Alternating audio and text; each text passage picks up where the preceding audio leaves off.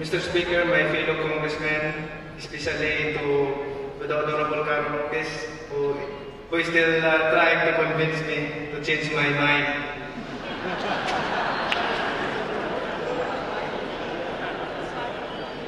My countrymen, from the bottom of my heart, thank you for your prayers and support during my last fight in Las Vegas.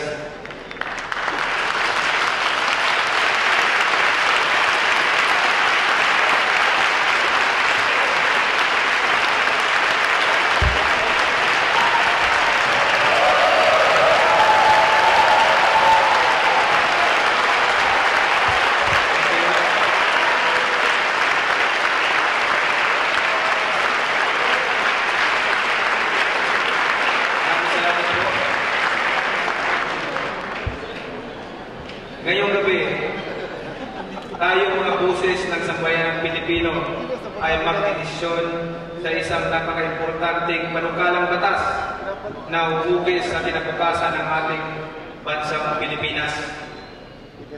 Nasabi na ng bawat kampo ang lahat ng argumento, laban at kampi sa RH Bill.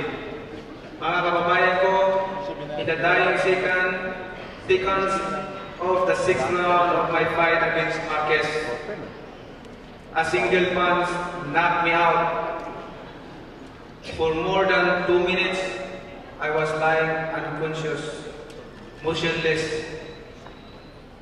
My wife cried, members of Team Pacquiao cried, my friends and fans cried when they saw that I was not moving at all. Some thought I was dead.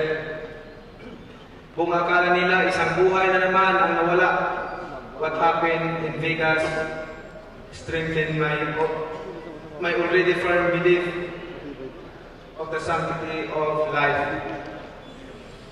Ang nangyari sa Las Vegas ay lalong nagkaigting sa aking paniniwala na ang buhay ay sagrado. Kung dapat o hindi na ang nilalang ay mabuhay sa mundo, o hindi kailangan dapat ilagay sa kamay ng kanyang kapwa-tao. Tanging ang Diyos ang may karapatan dito. Kaya Manny Pacquiao is pro-life.